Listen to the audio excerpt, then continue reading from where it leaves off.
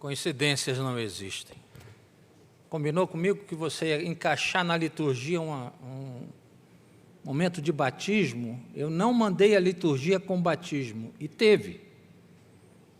Qual foi uma das últimas perguntas feitas ao professo, irmão de fé e membro dessa igreja efetivo agora, Fabrício? Você crê na igreja? Foi perguntado? Vocês ouviram a pergunta? Crer na igreja. Vamos ler o texto marcado. O Evangelho primeiro, vamos lá. Evangelho de João. Seu capítulo 1, verso 14. Mas antes oraremos. Que as palavras dos meus lábios e o meditar do nosso coração sejam agradáveis na Tua presença, Senhor meu e Redentor nosso. O texto nos diz: e o Verbo se fez carne, e habitou entre nós, cheio de graça e de verdade, e vimos a sua glória, glória como a do unigênito do Pai. Mas também abra lá, Paulo instruindo a igreja em Éfeso, também no capítulo 1, Efésios 1, combinando com esse texto lido, verso 22 e 23, assim nos ensina: e esse Jesus, em Deus, pôs todas as coisas debaixo dos pés, e para ser o cabeça sobre todas as coisas, deu a Jesus, o deu à igreja, a qual é o seu corpo, a plenitude daquele que a tudo enche em todas as coisas. Irmãos, essa pergunta é muito contraditória. Se perguntar: reverendo, você crê na igreja da Pampulha? Não, não creio. Mas nem na de Belvedere? Não, não creio. Nem na Catedral Presbiteriana? Talvez o reverendo pode até acreditar, os reverendos, que é catedral. Não, não cremos. Então, pelo menos na católica, a mais antiga, histórica. Não, não cremos. Nós cremos na igreja. E aí você sabiamente aprendeu a, quando falarmos desta igreja, escrevemos com I maiúsculo. E quando falamos das outras igrejas, devemos escrever com letra minúscula. Um dos primeiros credos realmente que são fundamentais para a fé cristã foi feita no ano 325, o credo de Niceno, e todas as denominações o acolhem, o aceitam. E ele ensina aquilo que foi aqui cobrado do nosso irmão Fabrício: você crê na igreja? E se negar, se não houver o assentimento, sim, creio, não é para ser recebido. Mas essa igreja na qual se crê tem marcas distintivas, tem marcas que lhe dão identidade e não lhe fazem separação e distinções entre uma e outra.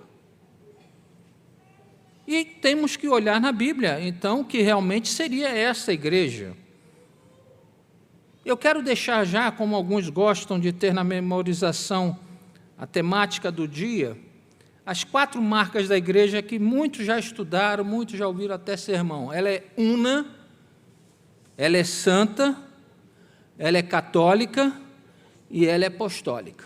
Vamos repetir? Ela é una, santa, católica e apostólica. Sem eu dar dica, nem o reverendo está falando bem alto, está ajudando. Tenta vocês. Una.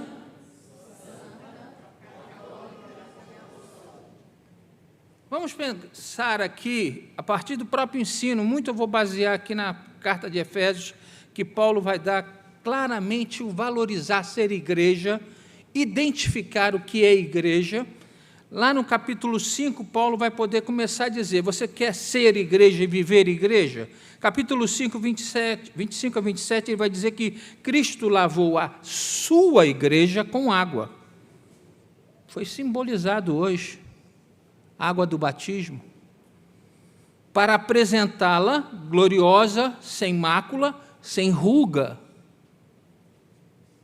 Então, a lavar do pecado dessa igreja que no mundo está, no mundo vive, ela é lavada com água para simbolizar que Cristo está ali, deixando-a preparada, gloriosa, sem mácula e sem ruga. Mas no capítulo 3 mesma carta, capítulo 10, verso 10, 3:10, Paulo vai tratar qual é a tarefa da ser igreja. Tornar conhecida a multiforme sabedoria de Deus, aqui e nos lugares celestiais. Uau! A igreja no mundo apresenta e mostra essa multiforme sabedoria de Deus aqui, mas também para regiões celestiais. Que importância, que papel, que função. Para que serve? E voltamos ao capítulo 1, nos versos 17 a 23, que lemos o final. Ela então é feito corpo de Cristo, o Cristo ressurreto. Esse ressurreto que continua até o fim dos tempos à destra do Deus Pai, tornando ela, igreja, através dela, a plenitude dele, daquele que a tudo enche em todas as coisas. Então podemos entrar nessas marcas. Se a importância da igreja é tamanha, como ela vai ser una? Preste atenção, una não é igreja múltipla, é uma igreja única. Só existe uma igreja, a igreja de Jesus Cristo, ou chamada igreja cristã. Só existe uma. Ela tem por marca, sim, a singularidade. O que é? Ela é uma, mas ela é diferente. Ela é singular. Significa o quê? Como é que a gente conhece as igrejas? Ah, não, essa igreja tem nomes diferentes, mas são a mesma igreja. Sim.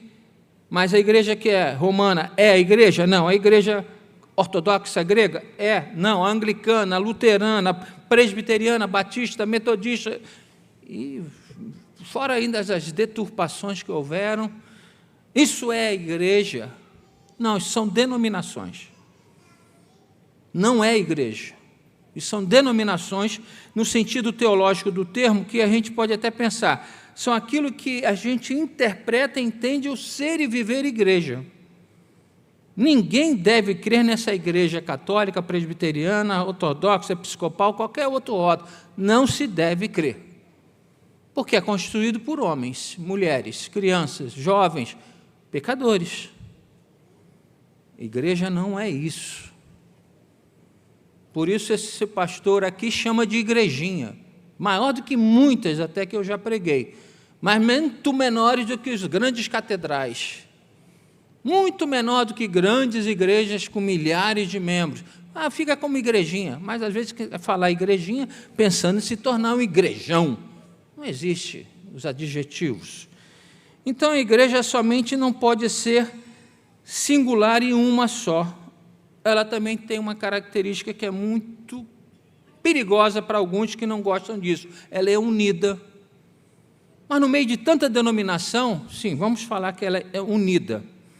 Porque no sentido de igreja una, ela pode ter muitas caras, tal, e as denominações.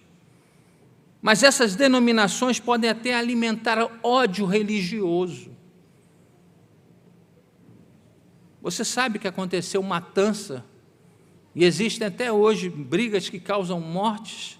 Eu lembro principalmente a Irlanda, em que se diz que é de uma ala reformada, evangélica, a hora que está forte agora é o quê? Então, agora são os evangélicos. Podem prejudicar os católicos. Mas houve época em que os católicos, que eram os poderosos, como em muitos países, e que vão e matam os evangélicos. Fora ainda as outras denominações que são mais distantes. Caras de uma igreja que é una, singular, que devia ser unida, mas que provam que vem não para colocar um rótulo que nos diferencia naquilo que cremos e que vivemos, diferente das outras denominações, mas que preferem causar o quê? A dor, a morte, o sentimento e o afastamento um do outro. O salmo é esquecido. Como é bom viverem unidos, irmãos. Esquecem esse salmo. Mas aí Paulo, deixando todas essas orientações e cuidado, permitiu que a gente entenda e compreenda. Cristo, então, é o centro dessa unidade. Não são as doutrinas, não são a forma de mergulha ou não mergulha, asperge ou coloca em cima a água. Até forma de batismo dividiu a igreja. Até forma de receber homem ou mulher dividiu a igreja. A igreja era dividida claramente, não, os homens sentam à frente, as mulheres atrás, que eram assim com os judeus. Mas depois começou a dizer, não, fica mais prático, mulher de um lado e homem de outro. Divide. Calvino, então, tomou cuidado para mostrar nessa singularidade, nesse ser diferente, num ser único, e deveria ser unido. Calvino fala, então, onde que nós vamos ver a palavra de Deus ser sinceramente pregada e ouvida, onde vemos serem os sacramentos administrados segundo Cristo instituiu, aí de modo nenhum se há de contestar, está a Igreja de Deus. Livro 4 das Institutas, no capítulo 1, tomo 9. Então, igreja una tem muito a ver com ter uma missão só. E qual é a sua missão, igreja? Igreja não tem muitas tarefas, não. Nós lemos. Igreja não tem muitas obras e ministérios, não. Ser igreja é ser missão. Ela recebeu a missão do Senhor mesmo, para que nele, através do corpo místico que se torna, então, a igreja, a plenitude daquele todo Deus presente no meio do povo e da própria criação, encher todas as coisas. Verso 23 de Efésios 1. Instrumento de Deus para a implantação desse reino. Ou seja, a criação vai chegar ao alvo determinado, que é a sua redenção, sua purificação, a sua salvação. Ser fiel, então, à pregação, como Calvino desafiou, e a ministração dos sacramentos é a forma, de última análise, permanecer na luta da libertação desse mundo. Ela, além de una, ela também é santa. Você lembrou, né? Santa, então, é separada, não é isso? Mas separada deste mundo, em que sentido? Separada por denominações? Muito menos.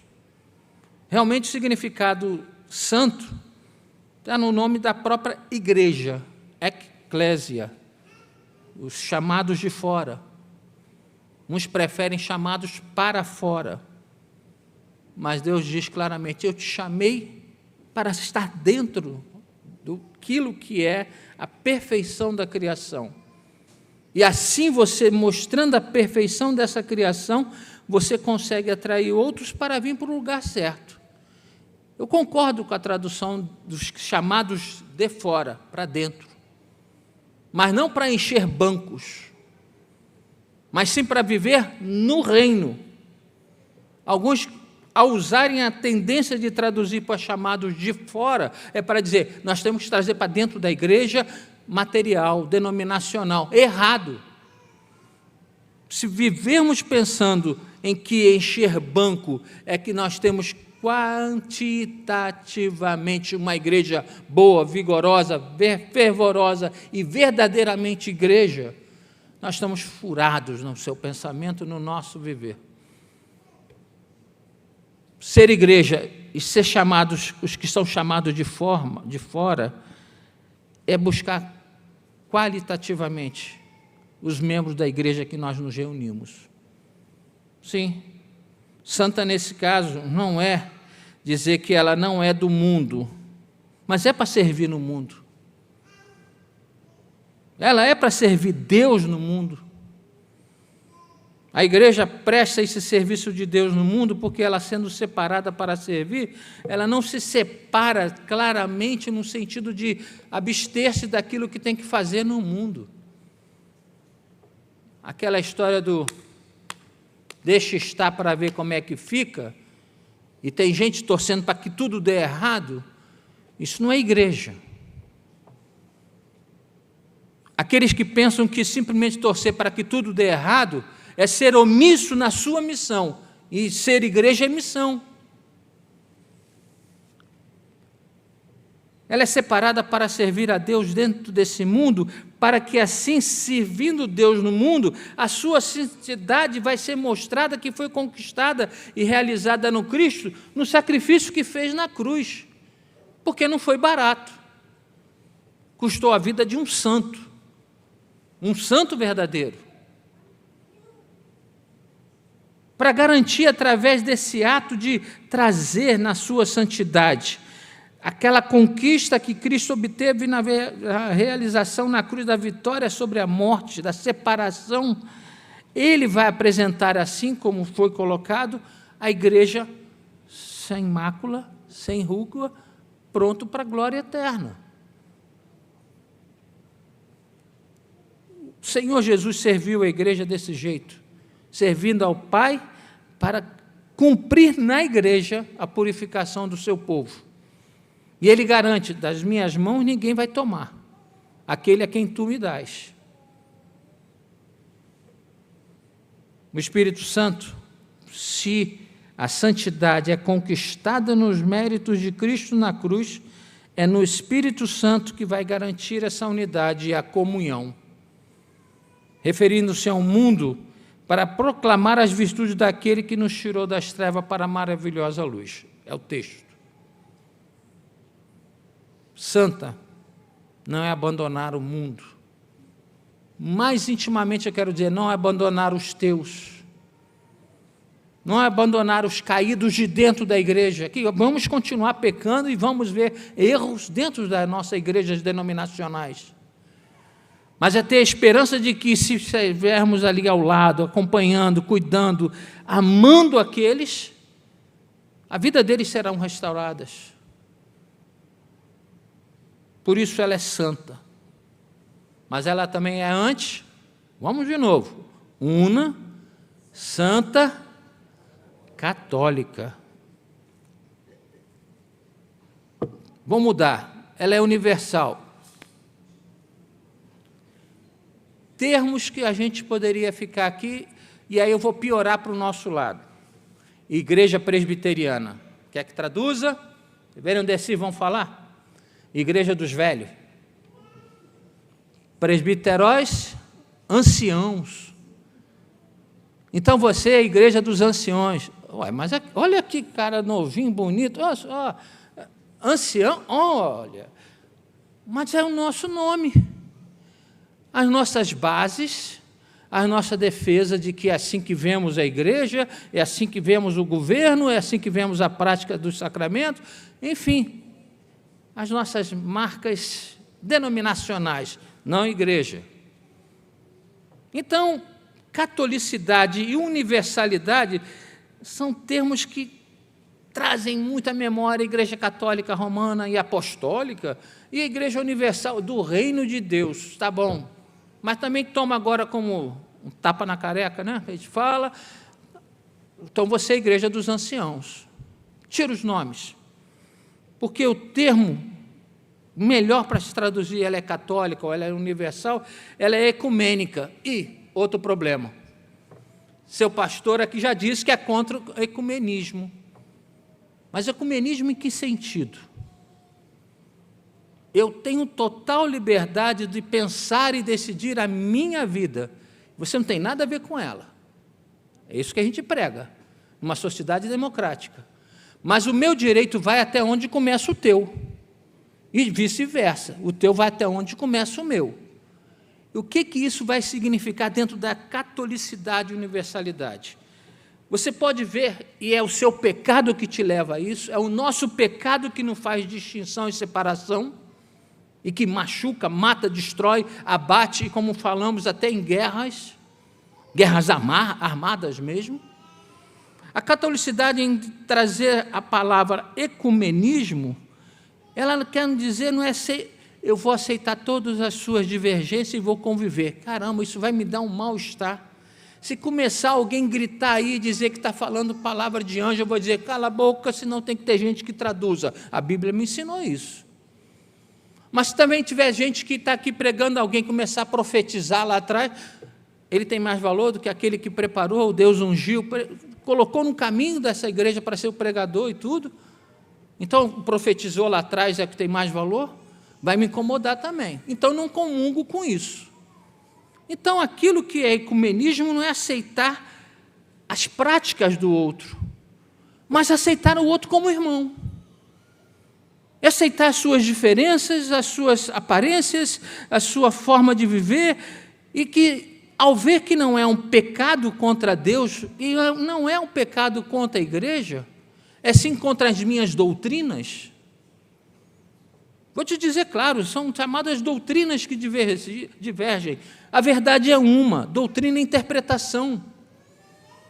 Então, o ecumenismo não é algo difícil de ser buscado, vivido, se não tiver a barreira do ódio, se não tiver a barreira do que vale a minha é melhor.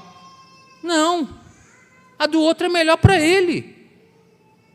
Vá em paz. O que eu tenho certeza é cristão verdadeiro, foi lavado no sangue do Cordeiro, nós vamos encontrar lá e vou até brincar com você, está vendo como eu que estava certo? E ele vai dizer a mesma coisa. Vergonhosamente a gente aqui ainda vive com essas distinções. E o radicalismo de dizer que jamais aceitaria aquilo que é simplesmente interpretação bíblica para nos distinguir. Simplesmente dizer que a forma de um sacramento é diferente do outro, então eu não concordo. Você não tomou banho, não foi mergulhado, você então não entra na minha igreja, você tem que ser rebatizado. Quer querer matar mais a fé daqueles que estão recebendo a palavra? Sinceramente, ecumenismo deve se destacar nessa catolicidade, como falamos, não como o nome católico quer dizer que ele é muitos, universal, quantitativamente observado, mas é qualitativo, porque ela é abrangente. Apesar de vocês, apesar de mim, apesar das diferenças de outras, nós somos uma. Nós somos santas. É uma igreja também chamada, que está na moda, igreja integral. Gostaram? Pode usar isso, né, seminarista? Igreja integral é a igreja que consegue ver as distinções que existem nas denominações, mas enxergar aquilo que nos aproxima e que nos faz e santos e católicos, universais, ecumênicos. Escolhe o que você quiser. Console no teu coração que os que são de Cristo são deles. Não importa onde estão. A igreja transcende barreiras. As barreiras impostas por homens, quer por fronteiras de países, por governos de esquerda, de direita, partidos, culturas, raças, sexo, classe social, tudo isso, todas essas barreiras são criadas por homens e que acabam discriminando as mais variadas formas de viver igreja. Está aí a questão fundamental. A dificuldade de uma igreja ser católica, universal, ecumênica, é, antes de tudo, essa questão qualitativa que nós devemos buscar. Vamos buscar essa qualitatividade a partir do reconhecimento. É Cristo que realizou a obra para sermos igreja. E é o Espírito que garante a unidade através da comunhão desta igreja, não é denominação.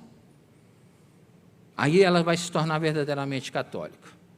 Quais são as marcas até agora que você aprendeu? Já lembrou, talvez? Ela é una, ela é santa, católica, mas ela é apostólica. Parte boa agora, né? E é bom que os presbiterianos, os velhos, né, os anciões, defendem mais ainda essa marca. Muita denominação aí vale o que o povo quer. Qual é a moda que está? O que está valendo, o que está enchendo? Aí não, nós presbiterianos temos esse cuidado, como outros irmãos de outras denominações. O que a Bíblia ensina através da palavra dos apóstolos? Porque Cristo veio, os evangelhos foram registrados, a vida de Jesus entre nós, para que então as cartas paulinas, as outras cartas, viessem nos dar a vida prática de como viver igreja. Por isso ela vai se tornar apostólica. É o fundamento sobre o qual ela vai se erguer. Mas é o fundamento? Sim. A palavra de Deus vai ensinar que Jesus é pedra angular. Sem ela, nada de nenhum fundamento vai conseguir se sustentar. Mas o ensino e o testemunho dessa doutrina veio pelo ensino apostólico. As outras colunas que se erguem são ministérios da igreja, pode-se dizer. Todos nós somos chamados, então, pedras vivas, para sustentar esse edifício bem firmado na pedra angular. Deus não tem nem reconhece nenhum outro prédio, nenhum outro templo para habitar. Ele habita na igreja. Que igreja?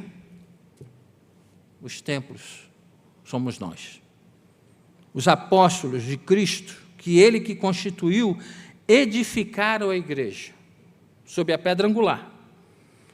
E ela, igreja, não é de uma pessoa, de um bispado, que se prolonga em linhas continuadamente, que vão se perpetuando conforme o partidarismo, as jogadas políticas, coisa que até a igreja presbiteriana tem vivido. Não é dono de uma raça, a igreja presbiteriana é da raça parda, não, é da negra, não, é da branca, não é de uma nação, não é do grupo, nem muito menos, então, de uma denominação, não é. O ensino apostólico está mostrando que o que ela quer mostrar como palavra de Deus para a igreja, as questões doutrinárias de fé, de prática, de consciência, devem estar coerentes com o ensino que os santos apóstolos deram e que aprenderam diretamente de Jesus. Essa é a única autoridade que a igreja tem. Ela está firme no ensino dos apóstolos. Ela fala com a autoridade dos apóstolos, firmados em Cristo. Mais importante, ela age com autoridade porque, conforme agiram os apóstolos, ela querem seguir aqueles mesmos passos. Ela vai dar testemunho e exemplo apostólico. Por isso que na obra de pregação de Cristo e da prática da pregação dos apóstolos sobre a obra de Cristo e a sua palavra, quer falada, quer nos sacramentos, palavra para se ouvir e viver, sacramentos para poder ter um sinal visível que atesta, assegura e garante: esses são meus. Você recebeu hoje, Fabrício, uma marca. Que seja essa marca não para a igreja, que seja para o mundo reconhecer: está aqui alguém que é parte da igreja. E cada um de vocês batizados tem uma marca. Ao serem batizados, vocês receberam na promessa e confiança dos seus pais, reafirmado naquela profissão pública de fé que você fez, não mais batismo, mas da bênção de Deus nos permitir, graças a Deus, nessa igreja 2 vezes por mês, podia ser até mais, participar dos elementos da ceia, o outro sacramento, você poder testemunhar que a nossa fé está calcada, baseada sim na fé, na pregação dos apóstolos, mas nos atos meritórios de Cristo na cruz, ao dar o seu corpo e o seu sangue por amor de nós. Sinal visível de uma graça invisível para selar, garantir. Esses são os sacramentos. Mas também não é só um mero sinal de ouviu e falou alguém, é uma questão de comunicação somente, está implícito que vai corresponder a algo de uma prática. Fazer isso em memória de mim. Tem um novo que nasceu na fé, batize. Teve alguém que verdadeiramente todo o mês testemunhou, está ali realmente carecendo de ser alimentado na sua fé, dê a oportunidade de partilharem os elementos. Por isso não há santa ceia, você com o seu pastor. Não peça, seu pastor não pode. Reúna a igreja, de 3, 4, tá bom. Reúna, para que ali no partir do pão e no tomar do cálice, você viva uma igreja novamente edificada no sangue e no corpo do Cristo. A pregação da palavra de Deus nos orienta até a fé, nos conduz às verdades de Deus. E os sacramentos, que estão instituídos por Deus na sua palavra e não elucubração humana, vêm para nos dar um selo da nossa consciência, a marca da nossa consciência com as verdades eternas, que as suas promessas para nos sustentar a fé e nos fortalecer nessas promessas da palavra. A pregação da palavra existe sim, um sinal externo. Você deve andar com ela. Vai para o trabalho, vai pelo menos com o celular e mostra que você tem a Bíblia no celular. Pelo menos isso, fala, eu tenho a Bíblia no celular. Você quer que eu baixe para você também? Tá, eu estou perdoando, porque até em reuniões, às vezes, eu tenho lá, tem que abrir celular. Mas fala que você tem. Que o celular parado, eu não estou com o celular aqui para que ninguém me chamar, você tem que mostrar que você tem a palavra junto de você, porque na hora que você precisar, busca. Mas ensine a outra a ter também um meio de se alimentar e beber e ser edificado ali. Sinal, então, para podermos ter de forma visível a palavra e os sacramentos que vemos facilmente. Quero concluir. Ela é apostólica. Da mesma forma que a palavra se torna necessária à fé, para que a mensagem seja compreendida, entendida e apreendida, então colocada em prática. Sacramentos também, sem a fé de nada vai ser aproveitado. Só vai compreender os mistérios da fé, os mistérios da palavra, quem é chamado, aquele que foi iniciado. Aquele que ouve os jargões aqui do púlpito e começa a entender algumas marcas claras, e você logo percebe, não sei se você tem essa facilidade, eu tenho. O cara começou a falar, se falou 5 minutos comigo, eu falei, esse é evangélico. Vai usar jargão, vai usar palavras que, já me deu sinal, tem fé. Pode ser até católico, pode ser até batista, pode ser até luterano, mas tem a fé. E quando ele partilhar com a sua membresia de igreja denominacional, ele vai alimentar através dos sacramentos. Calvino destacou só palavra e sacramento, mas há outros estudos que vão mais fortes. E diz claramente, e onde a disciplina é exercida, ali há a marca de igreja. Sim, agora eu quero chegar a um ponto chocante dentro do ser apostólico. No ensino do Novo Testamento, nós vemos pessoas sendo excluídas da igreja. Vemos até Deus naqueles que mentiram sobre ter dado dízimo, e muito mais do que dízimo, Deus acaba com a vida daquele casal. Eu não quero assustar vocês, muito menos os infiéis. Mas Deus deu claramente, você está arrotando uma coisa que você não faz, Um casal que veio, eu vendi tudo e dei. Morreu dentro da igreja local, denominacional. Na época não existia, né? Faltou muito tempo ainda para brigar, até Paulo com Pedro e outros.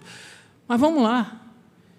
Disciplina foi exercida durante todo o ministério apostólico. Então, estão dizendo bem claro, para identificar a marca da igreja sendo apostólica verdadeiramente, do mesmo jeito, uma igreja que exerce disciplina, ela dá sinal de que ali tem marcas da igreja. Mas, infelizmente, nós temos um problema. Se foi tão bonito hoje o Fabrício trazer à nossa memória, que o pastor tomou cuidado, senão eu ia brigar com ele aqui. Falei, caramba, você esqueceu. O que você exigiu de disciplina dele? Promete ser fiel à liderança dessa igreja? Para aí? Não. Enquanto os líderes dessa igreja permanecerem fiéis à palavra de Deus, vocês estão protegidos, porque nós falhamos. No orgulho, na ganância de poder, nas jogadas políticas, muitos desviaram-se do caminho. Ficaram com secretárias, roubaram da igreja, fizeram coisas. Líderes. Por isso que não olhe para a igreja denominacional, muito menos para os seus pastores, muito menos para os seus oficiais. Já falei isso aqui. Não olhe para Cristo. E na tentativa de cada um aqui querer se aprimorar e deixando que verdadeiramente a ação do Espírito venha, console, instrua e leve-me ao arrependimento, você terá a chance de ver uma boa igreja viva. Mas se buscamos prestígios humanos, essa igreja está fadada também a quebrar, a falhar, a falir, como CNPJ. Infelizmente, o termo disciplina na igreja está sendo mal interpretado. Porque disciplina está sendo colocada como se fosse, olha, cuidado, você tem que ser fiel, permanecer sob a autoridade desse, senão você será castigado. E não é isso. Você vai estar sob o governo, então você vai estar sob o autoritarismo dessa igreja. Não é isso. Disciplina tem muito mais a ver com o ensino que essa igreja pratica, o educar dessa igreja, o corrigir daquilo como você julga as coisas, está julgando pelo lado errado, do que a ver com condenar, com punir. Disciplina é estar ao lado, educando e corrigindo em amor. Disciplina é estar ao lado de alguém, é instar, ensinar, encorajar, dar suporte, amparo para que, mesmo diante de tropeços, desvios de caminhos, você tenha alguém para te ajudar. Isso nada tem a ver com punir, condenar. É um chamado da igreja para se responsabilizar, você e a mim. Estou chamando a igreja, você e eu, a buscar olhar o irmão que está, às vezes, precisando se responsabilizar você por educá-lo, corrigi-lo, orientá-lo, pedagogicamente e pastoralmente. Destaco ainda, destaque tem que ser uma ligação do seu coração com misericórdia, amor, consolo e animação para outro. Para fechar, eu quero chamar aqui o reverendo Ricardo, em lembrar que a igreja apostólica, aquela lá dos primeiros testemunharam a vida como igreja, descrito no livro dos Atos dos Apóstolos, viveu de um modo chamado módulo apostólico de viver a igreja, Atos 2:42, e perseveravam na doutrina dos apóstolos, na comunhão, no partir do pão e nas orações. O ensino apostólico é chamado de didascalia. A comunhão que gera e produz unidade, koinonia. Repartido alimentos dos bens, diaconia. E a vida de culto, que se ouve a palavra, fala-se do Senhor Jesus, é a letergós, é aquilo que é feito, é a liturgia. Essas eram, são e precisarão sempre ser as marcas as características da Igreja de Jesus, porque ela é una, santa, católica e apostólica. Que Deus muito te oriente.